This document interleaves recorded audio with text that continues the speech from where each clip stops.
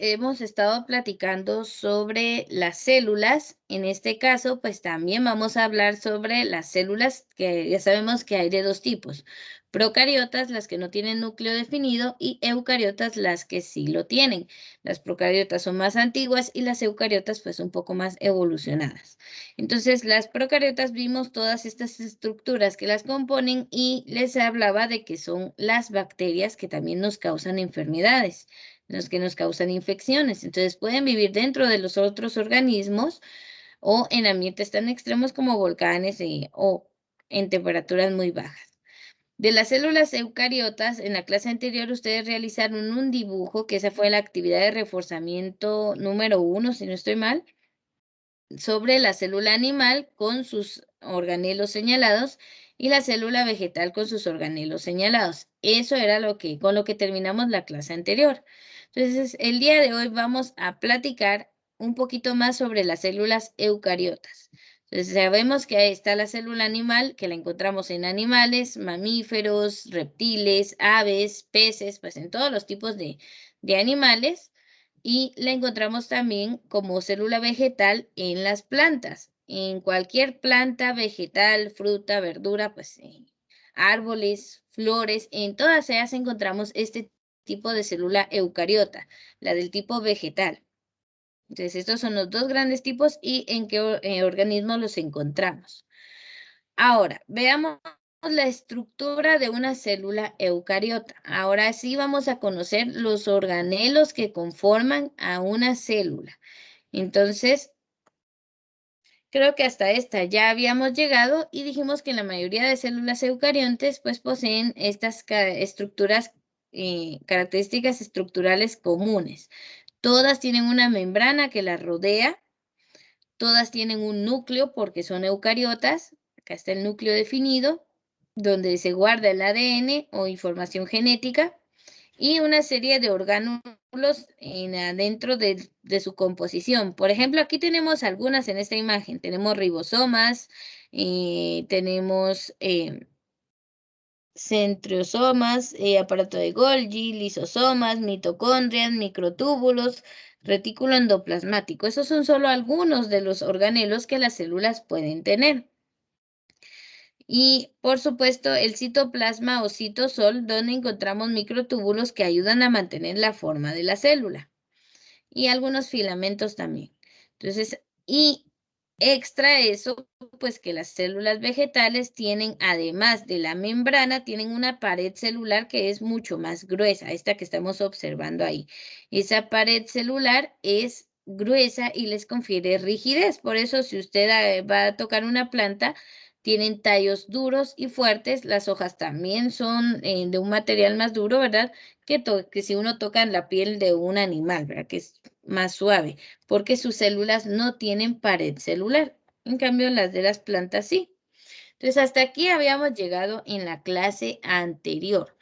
A partir de ahorita vamos a hablar de esos organoides, organelos u orgánulos que forman parte de las células. Entonces, comenzando con la membrana plasmática, o sea, cómo está hecha esa capita que recubre cada célula, que la empaqueta de forma individual. O sea, cada célula está separada de su entorno gracias a esta membrana plasmática.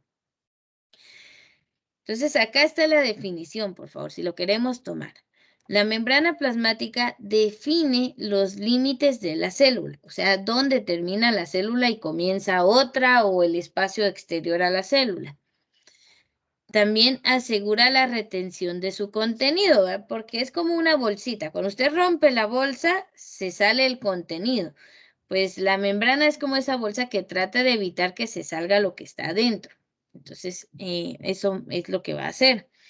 Como todas las membranas celulares, como todas las membranas de las células, la membrana plasmática está formada por fosfolípidos. Así se llaman estas estructuras que están viendo como que fueran pequeñas pelotitas azules. Son fosfolípidos, algo así como grasas. Entonces tenemos ahí toda doble membrana de fosfolípidos formando la membrana plasmática.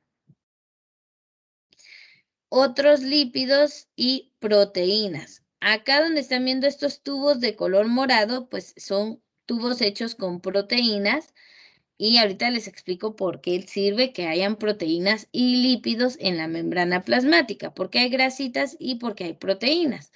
Entonces, y bueno, la estructura de la membrana es como la están viendo en la imagen, en dos capas, como un sándwich, una capa arriba y una capa abajo, encontradas.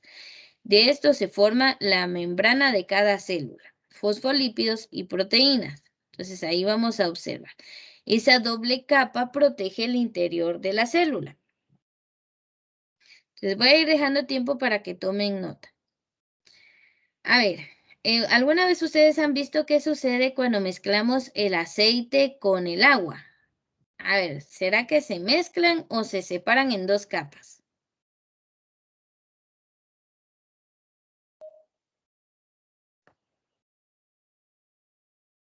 No sé si alguno lo ha visto antes o nunca han visto eso. Preparan, señor. Muy bien, sí se separan, o sea, tenemos la capa de aceite se va para arriba y la de agua se va para abajo, no se mezclan, porque las grasas y el agua no se pueden mezclar.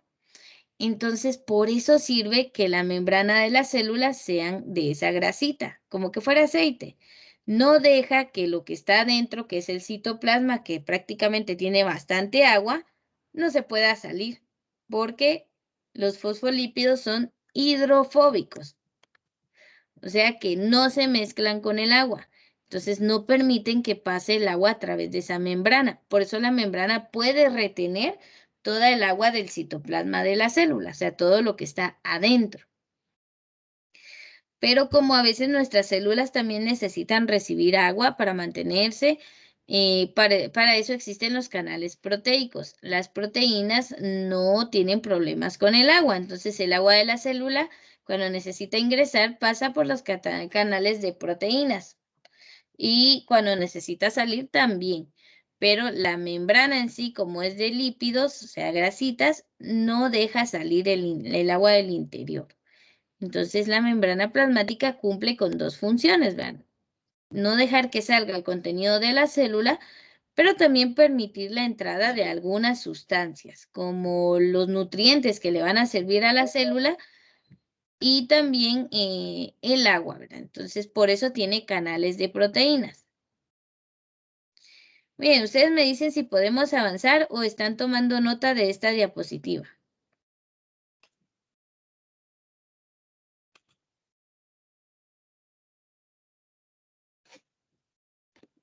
¿Nadie está copiando? El diseño puede cambiar.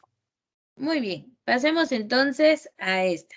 Entonces aquí vemos una imagen un poquito más real de cómo perdón, la membrana plasmática.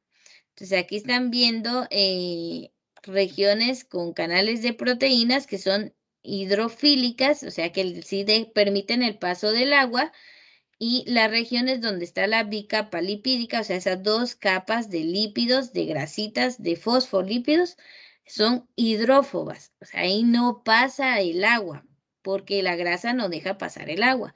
Entonces, ahí estamos viendo dos regiones de la membrana, hidrofílicas, donde están las proteínas, e hidrófobas, donde están los lípidos, o sea, las grasas. Entonces, eso le permite a la membrana de nuestras células tener una capacidad llamada permeabilidad selectiva. Esa membrana sabe qué debe ingresar a la célula y qué debe salir de ella, y qué no debe ingresar a la célula y qué no debe salir de ella. O sea, la membrana es inteligente, sabe qué deja salir y qué entrar a el interior de cada célula. Entonces, para eso le sirve tener esa estructura de dos capas de lípidos y algunos canales de proteínas. Donde dice glicoproteína se refiere a que hay glúcidos que son como carbohidratos. Entonces ahí vamos a ver varias sustancias, pero las principales son esos canales de proteínas y la doble capa de lípidos que forma la membrana de las células, cuya intención es no dejar salir el agua del contenido y dejar entrar lo necesario. Entonces, para eso sirve la membrana. Como les dije, es como un saquito, una bolsita que guarda en su interior todo lo que es la célula y la limita de lo que está fuera de ella. Ahora, hay otro órgano más importante que es el núcleo. Permítame, solo voy a ver aquí si puedo abrir la presentación aparte porque casi no veo en esa.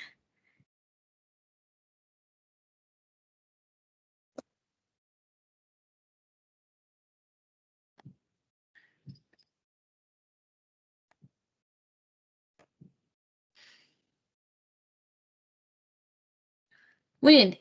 A ver, en esa diapositiva sobre el núcleo hay bastante información. Entonces la vamos a ver por partes, por pedacitos. Entonces nos dice que si viajamos ahora mismo hacia el interior de la célula, y lo primero que notaríamos, lo más grande que lograríamos ver, sería el núcleo.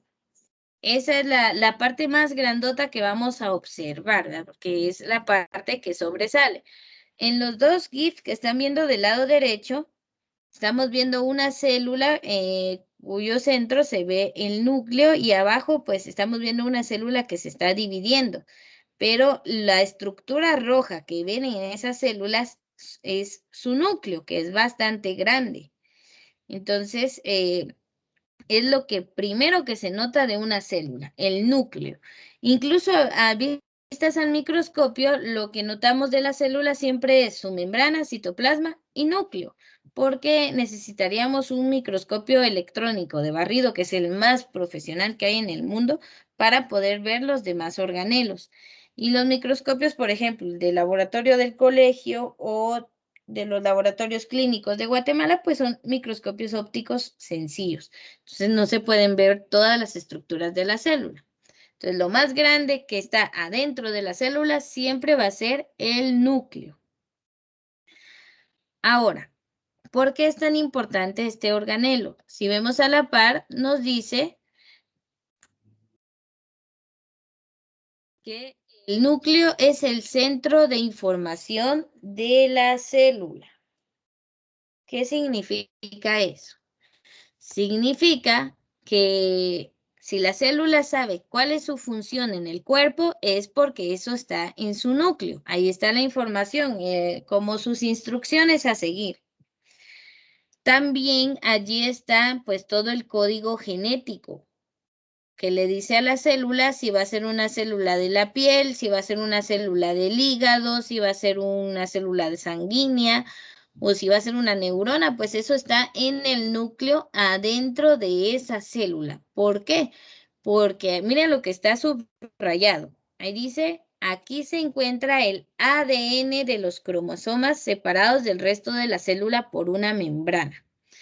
El núcleo es importante porque adentro tiene el ADN que se enrolla en forma de cromosoma y está separado del resto de la célula con una membrana que es lo que forma el núcleo.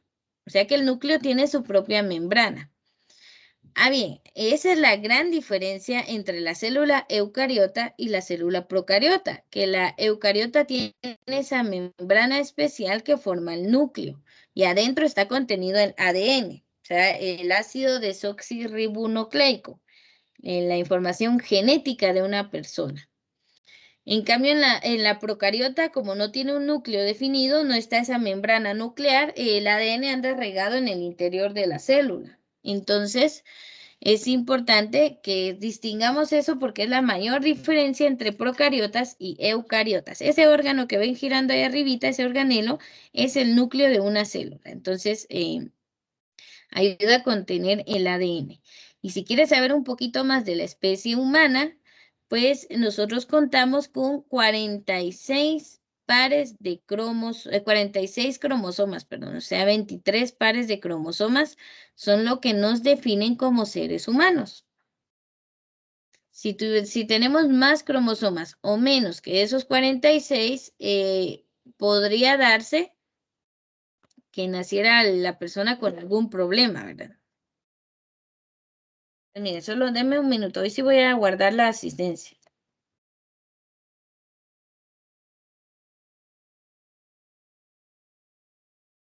Hoy es 4. Ahí está. Ahorita sí ya la guardé porque ya nadie más ingresó. Entonces, todo lo importante del ADN y todo eso está dentro del núcleo de cada célula. Entonces, es importante y está separado del resto gracias a la propia membrana que tiene el núcleo, como es su propio saquito, ¿verdad?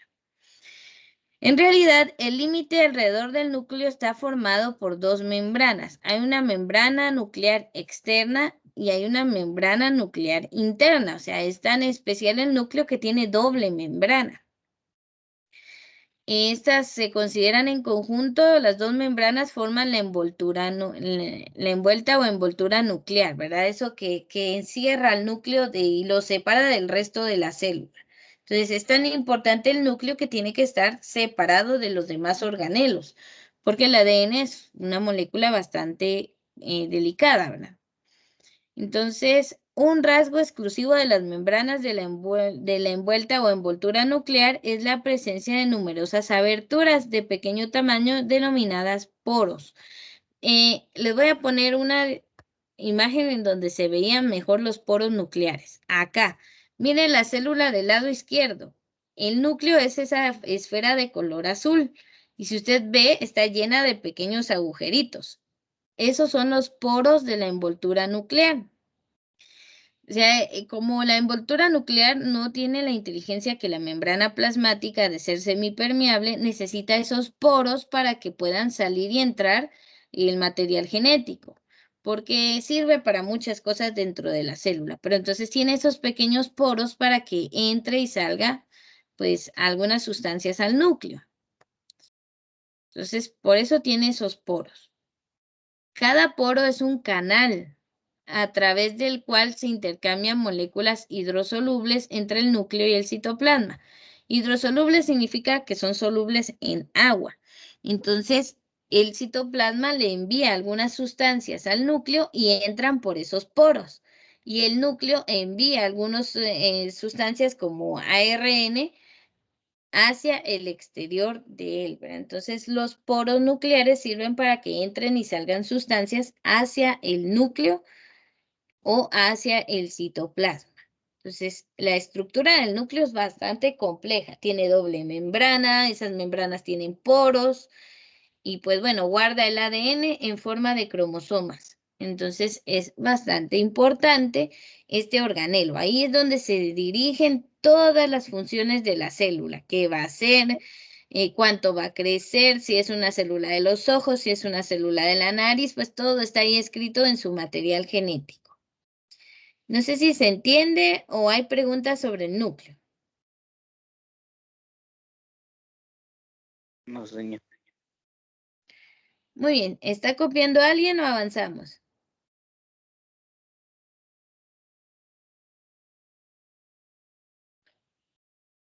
Permítame, señor. Vale.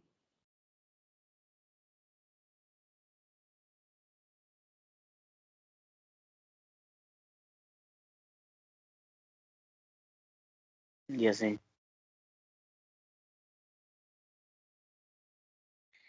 Muy bien, si ya tomaron nota, entonces podemos avanzar. Ya vimos dos organelos importantes, la membrana y el núcleo.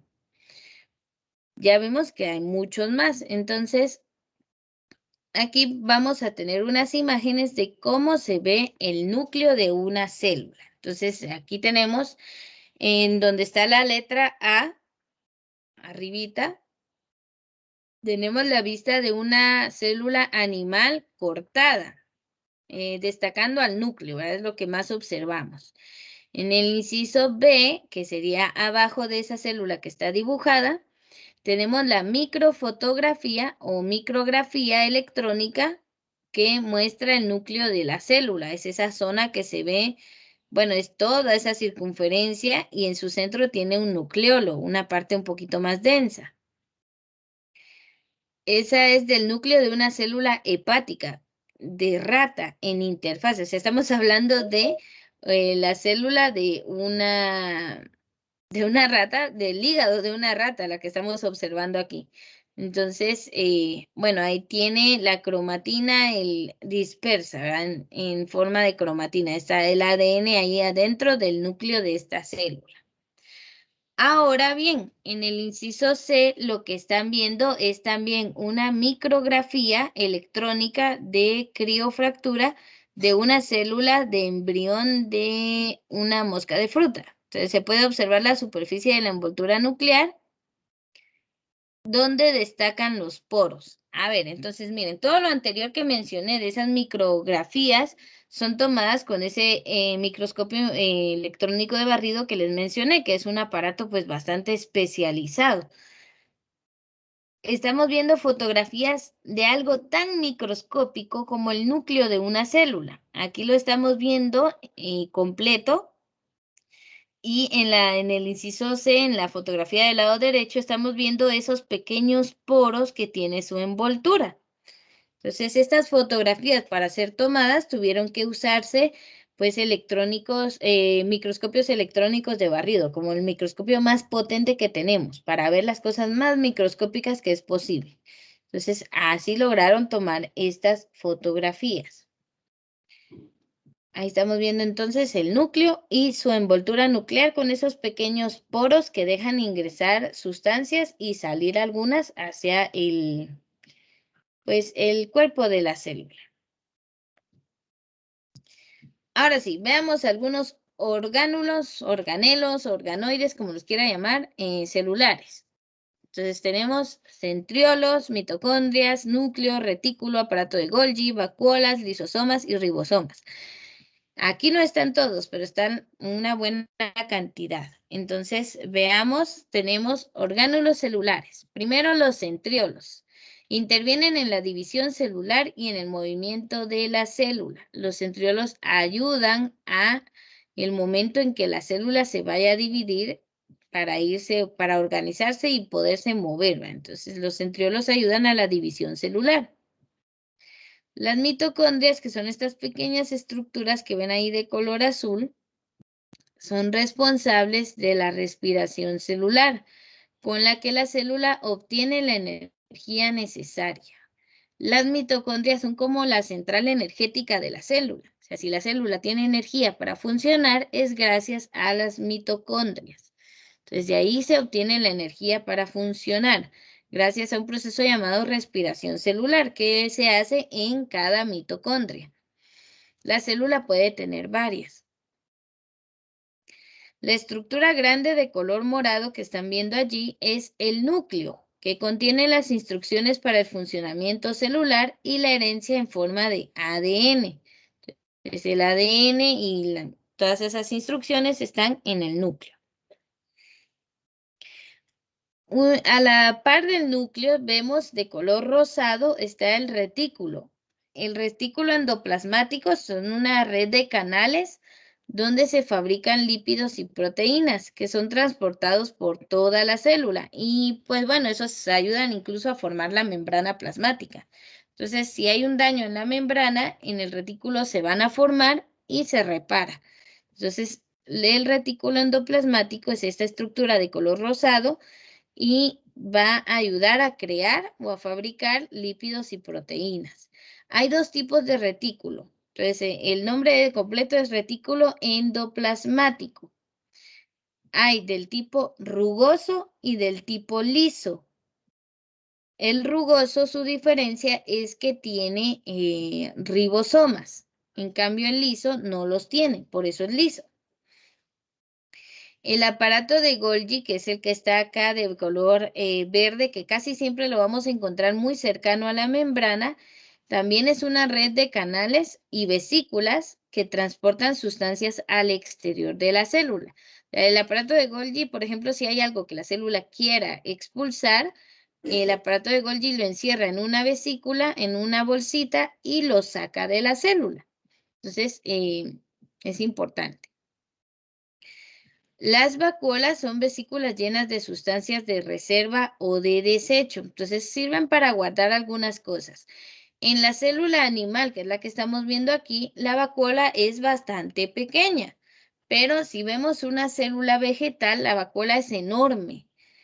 Porque, por ejemplo, por eso las plantas tienen aromas. Las flores tienen un aroma agradable. Si usted toca un árbol de limones o de naranjas, sus hojas desprenden un olor cítrico. porque cada una de sus células tienen vacuolas muy grandes donde guardan esos aceites esenciales y pues las sustancias que le dan ese aroma característico a cada planta. Pero como nosotros pues no olemos a naranjita ni a nada de esto, no necesitamos vacuolas tan grandes en cada una de nuestras células. En la célula animal es pequeñita, en cambio la vacuola en la célula vegetal es enorme, porque tienen funciones distintas en cada tipo de célula. Luego hay unos pequeños órganos esféricos llamados lisosomas. Los lisosomas son vesículas, bolsitas diminutas, donde se realiza la digestión celular. O sea, pueden digerir algunas sustancias, las deshacen, porque en su interior tienen enzimas o sustancias pues, que pueden deshacer a otras. Entonces, para eso la usa la célula, para degradar o deshacer algunas sustancias. Y los ribosomas, que son responsables de la fabricación de proteínas. Los ribosomas son organelos chiquititos, esféricos, pero que son muy importantes, porque ahí se fabrican proteínas. Entonces, que son una biomolécula muy importante para los organismos vivos. Muy bien, por el día de hoy vamos a llegar hasta estos organelos celulares, no vamos a avanzar más, al menos vamos a quedar al menos con estos.